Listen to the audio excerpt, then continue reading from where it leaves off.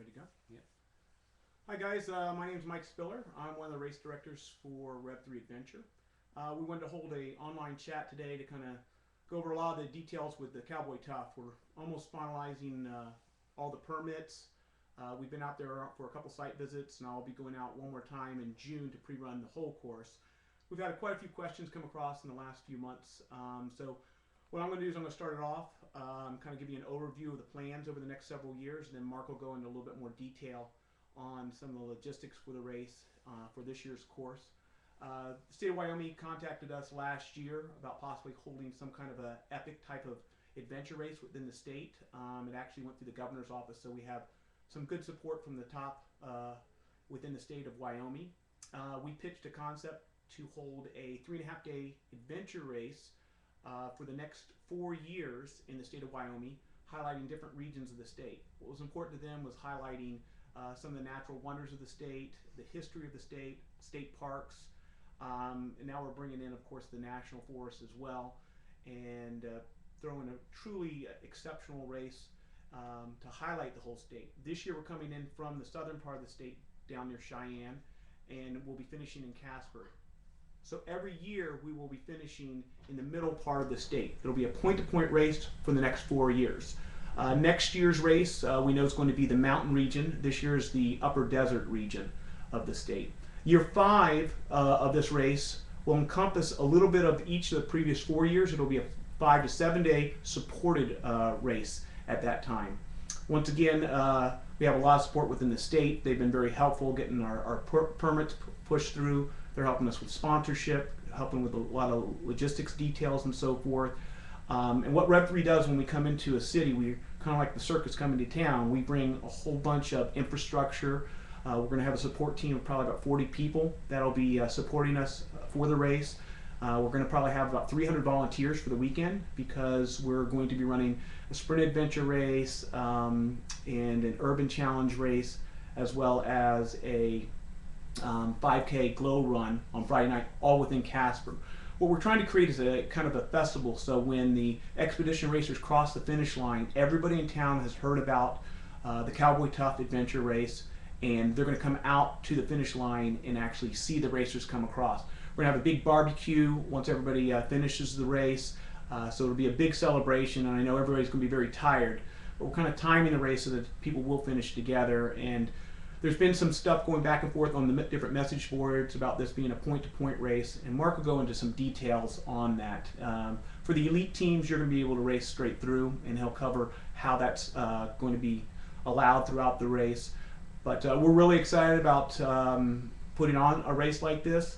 And my background is I've been adventure racing for about 9 years, including Primal Quest, Montana, several expedition races, and then probably 100 total adventure races. We've been planning adventure races on the smaller scale for about 5 years now, and then we have a couple big races here within the state of Virginia that we've run successfully, and now we're moving up to the expedition level of racing. We have a lot of support, a couple people consulting with us, people who helped out with Primal Quest Utah are working with us, Knowles National Outdoor Leadership School is helping us with the rope section, Wilderness First Responders, the navigation, some of the orienteering courses will be set up by Knowles. So it's a real team effort within the state, and we've had a great time planning the course. And I'll turn it over to Mark now so he can go over a few of the details on what's happening in this year's race. Yeah, thanks, Mike. And really, I just want to kind of address some of the questions that have been coming in. We have 17 teams currently signed up for the race. We're probably going to cap it at around 30 to 35 teams. It all is kind of dependent on our permits, and we have both 2-person and 4-person teams registering, and our permits allow us to have about between 120 to 150 people on the course, depending on the location and where we're going to be passing through different sections of land and who's responsible for that. So we do expect to fill up all our spots probably within the next month or so.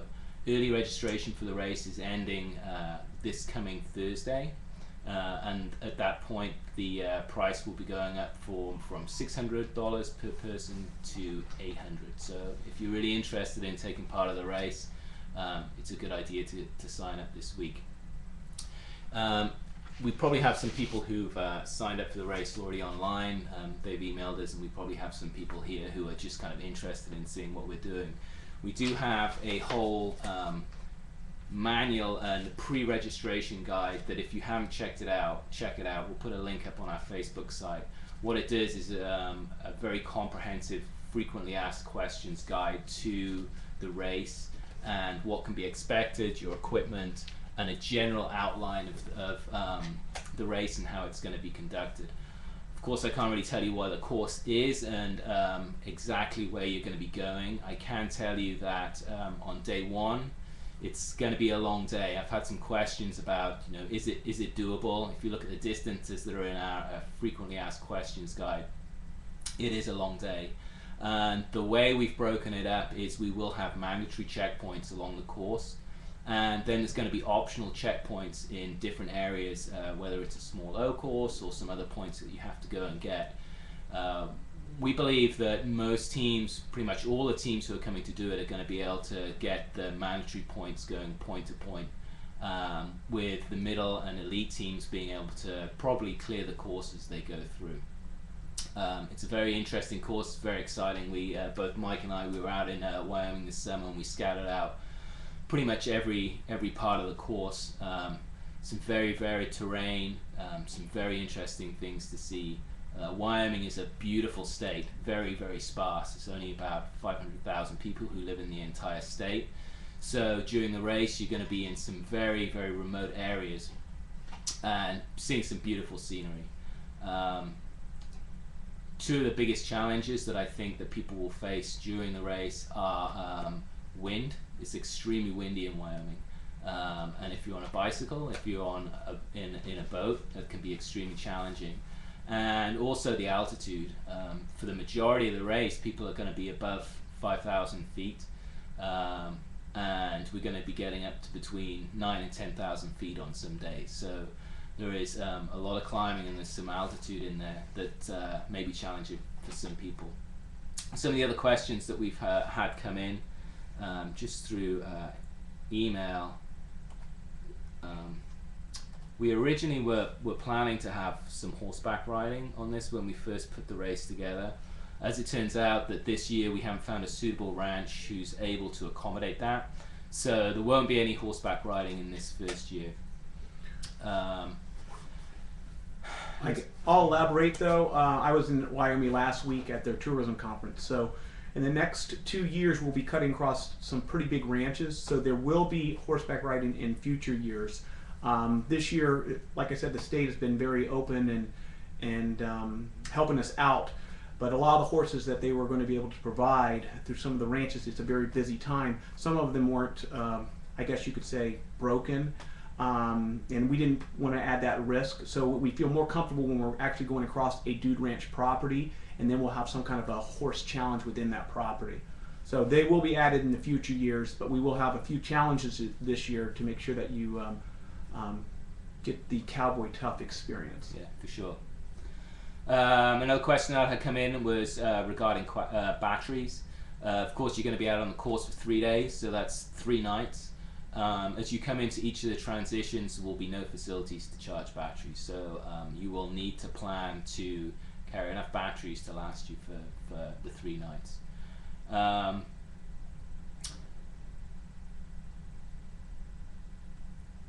As far as the transitions go, on a day-to-day basis, it's what we're having people do, and this is still really depending on some of the permits and some of the final locations that are going to be decided for the transition areas, is at the end of each day you will be held at a transition until 6 o'clock the following morning. So if you get in at midnight, 1, 2 o'clock in the morning, you will not be able to leave that end of day transition until 6 a.m. You will be required to leave the transition by 8 a.m. And this is going to be the case for days 1 and 2. On the end of day 3, we're going to be actually kicking you out of transition a little bit earlier, and that's so we can finish the race on time. So there will be a chance for people to recoup, and take some time at each of these TAs if you need to take a rest. At the same time, we think that there's enough course out there for if the elite teams, if they want to try and race non-stop, they'll be able to, by the time they're coming into transition, it'll be the cut-off time for them to be able to leave will have already been over, so they'll be able to continue on. That's kind of a high-level overview of the course, as much detail as we want to give you. The disciplines that are in there are mountain biking, road biking, fire roads, canoe paddle, orienteering, trekking. We do have a rappel rope section, and all the equipment required for each of those disciplines is outlined in our pre-registration guide. If anyone has any questions, feel free to post them up on Facebook. I'm just going to have a check right now and see if we've got any questions that have come in. Another question that's come up several times is about the riverboarding section. If you had the opportunity to watch our video from when we scouted the course this summer, at the end of the video there are some highlights of the whitewater park within Casper. It's a man-made whitewater park, and it's less than 3 miles from the finish line.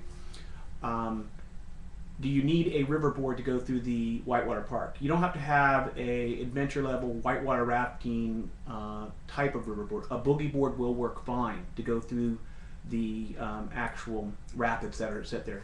As long as you have a life jacket on, you can go through. And the swimming within the rapids, probably less than a mile actually on the rapids course, and then there's a swift current that'll take you close to the park where the finish line is, and we're actually going to be pulling everybody out on a boat ramp, and it's probably less than a third of a mile or a half a mile run to the finish line. So we're trying to make it as little gear as possible, but safety is of course a concern. If you want to go down in an inner tube, that's fine as well. And you will not be taking this gear out on the course with you. You'll be taking your life jacket, your paddles and so forth out on the course, because there's going to be 2 different paddle sections early on. But all riverboards that you bring, you will check in on the first day. We will store them in our tractor trailer, and we will have those when you get out of the canoe at the whitewater park location. So you will be pulling out on a boat ramp at the whitewater park, and then sitting there will be all the stuff that you've checked in before the race. So you'll be able to grab that riverboard, inner tube, whatever you brought, and be able to go down through the rapids and finish the race. At this point, we really feel the race is almost going to be decided by the number of points that people have achieved, because there's such a wide variety of different points you can get on the race course. So we don't see a dead sprint to the finish. However, it could happen. This is just another aspect of adventure racing with the natural resources that we have within the state of Wyoming that we wanted to highlight. Another thing that I mentioned, a Cowboy Challenge and so forth, some of the history that we're highlighting, if you watch that video as well, there's an interesting place called Martin's Cove, and there will be a handcart challenge at Martin's Cove, and that'll be on day 3 of the race. So if you get a chance, you can search the web and look up Martin's Cove. It's a very interesting story about what happened at Martin's Cove, and it's an interesting location because it's on the Oregon Trail, the California Trail, and the Mormon Trail all intersect, and during the race you will be on all these different trails throughout the state of Wyoming. The other question that we've had come up, and just to clarify, is the gear bins that we're requiring people to use is a Rubbermaid action packer. It's going to be a 35-gallon container, and we're requiring everyone to have the same container because we're going to have a lot of these containers to move, and we want to make sure that we can stack them and secure them in our vehicles as we move them from different TA to different TA. So having everyone having the same container makes that a lot easier for us. And once we stack these containers up, if you don't have a container that can be stacked properly, your gear may well get crushed. So if everyone, and it's in the guide, the exact container that you need to get to put all your gear in, and you will be able to get to your gear at each day at each TA to get supplies, food, new batteries, change of clothes, those types of things. Do you want to discuss the climbing section on how, when they're finished with their climbing gear, we're going to be hauling that back as well? Yeah, so I mean, we really want to try and make it so we move as much of your gear as possible. We don't want you hauling unnecessary equipment around the course. So the climbing section will take place on the first day, and once you've finished and completed doing the rope section, we will be taking your helmet, harness, carabiners, and rappel device, and storing that and taking it back to the finish line, so you'll have that when you complete the race. The same goes for the paddle equipment. On the days that you will be doing the paddle, we will be transporting your paddles and PFDs as well, so you will not have to carry that equipment with you. You'll get it as you get to and from your boats. When you check into the different TAs, we will have water, so you will be able to resupply water within those TAs, as well as access your gear bins. Some people have asked if they can bring sleeping bags and tents. As long as you can get those within your gear boxes, you can bring whatever you want to relax in TA. Some of the beginner level teams, there's no beginner level teams. Everybody has to have at least a 24-hour race on their resume to qualify for this race. A couple people have applied, but they're without the experience. We just feel the race would be too challenging. But whatever you can put in that gear bin, you can access and transition. And some of the teams that want to come in early to TAs can rest, while other teams are out getting some of those actual bonus points. Because a lot of teams are stepping up from 24-hour races and trying to move to the expedition level. We want to give them an opportunity to be able to achieve that type of race. So that's one reason why we have the TA set up at night. Also, it's a safety issue for us. This race is possibly going to be over 500 miles total. And for us to keep track of teams each day, we want to make sure every night that we know exactly where people are, when they're coming in, and when they're leaving the next day. We will have medical personnel in the TAs that will be checking people out and so forth. A lot of it has to do with safety with the TAs, but a lot of teams have asked, will be able to race continuously.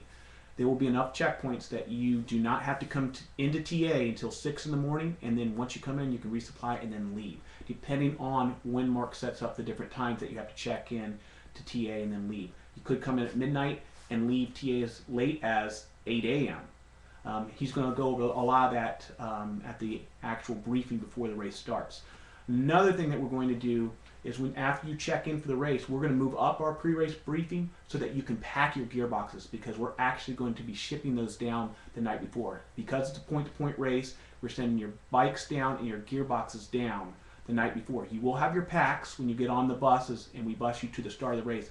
When you get to that location, you will be able to access your gearbox again and your bike, and then we will move those gearboxes back into the bus when you start the race. So we will transfer that down the day before, so it'll all be set up for you by the time you get to the start location. Yeah, and if you're looking to make travel plans coming into Wyoming, you will be based out of Casper. That's where we have a host hotel. We have some rooms reserved there. You can find all that information again in the pre-race guide. And we'll be opening registration on the 17th of July at 11 in the morning. And at that point, we can start giving you your maps. You'll start being able to give us your gearboxes. We'll have a pre-race meeting, probably around 4:30, 5 o'clock that day. And then around 7:30, 8 o'clock in the evening, bikes, gearboxes will need to be completed, and they will be being shipped to the race start, and you won't be able to see them until then. So if you're making travel plans to get out there, just make sure that you have enough time on that Wednesday to be able to get all your equipment in order and ready for us to take it where it needs to go by 7, 8 o'clock that evening. Yeah, we've been out there a couple times now, and both times we've flown into Denver and driven up. Flights into Denver aren't very expensive, and the rental car fees, especially if you reserve them in advance, aren't too big of a deal. Also, the park location that we're hosting the race, there will be available parking, so if you want to check out of the hotel and move your car into the parking lot, it will be there. The police will be coming through the parking lot. They'll know we're storing cars there during the race, as well as we're having some smaller races take place over the next few days within that park, so there'll be a lot of activities there, but it'll be a kind of a secure area to one side I've already worked with the police department, let them know that we'll have some staging cars there and so forth during the race. I know a couple teams are actually going out a little bit early to acclimate. It's a great community out in the Casper area, and they have a nice mountain called Casper Mountain. So if you want to get a little bit of mountain biking in advance before the race, Casper Mountain has some great trails that you can experience if you go out a few days early to acclimate. I don't see any other questions coming in right now on the Facebook site. But what we're going to do, we will have this episode recording, and once again, both Mike and I, we have emails available for people who have, especially if you've already signed up. We've emailed most people who've already signed up for the race. Feel free to contact us if you have any questions. We will be expanding the information pack as the permits get nailed down. That's one of the key things that's really kind of driving some part of the course and the logistics. We should be finished with them probably in the next 2.5 months. We are working with probably 12 to 15 different agencies and a handful of private landowners, and making all this stuff sync together over the course that we've put together is it's coming together, but it takes time to get all the different agencies on the same page. So as we get all that information really squared away, we'll be expanding the pre-registration brief pack, and that'll actually turn into your race pack and information pack as we get closer to the race day. As far as maps and those types of things that you will be given, we're fleshing them out right now. There's going to be, of course, a variety of different scaled maps you're going to get. You will get all your maps on that Wednesday before the race starts, apart from some of the O-course maps. So you'll be able to see the whole course and where the different TAs are and where all the main mandatory checkpoints are that you have to hit. So you can plan accordingly, you can pack your food accordingly, and have all your transition boxes set up as necessary. So with that, I think we'll sign off. Once again, if you have any questions, please hit us up on either email or Facebook. We're really excited about this event. We're really excited about the people who've already signed up to come and do it, and I think there's a really good buzz about it, and we're really looking forward to seeing everyone out in Wyoming in July. Yeah, see you out there.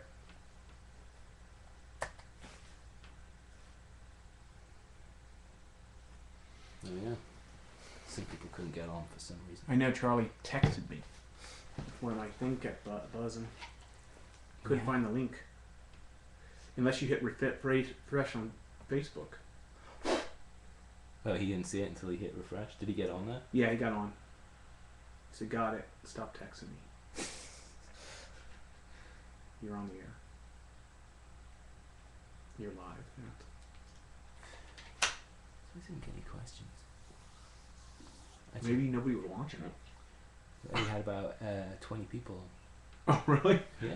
Could you tell? Yeah, there's a number at the bottom that kept on going up. Bryce Reed couldn't get to it. He's not signed up.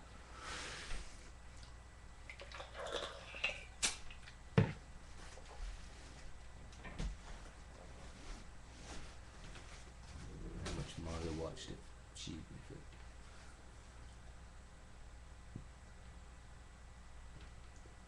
I look kind of gay because when I wasn't talking, all I do is look over at you. Should have had like an interview format. We'll figure it out. I mean, I think I kind of tried to cover everything that I heard. So.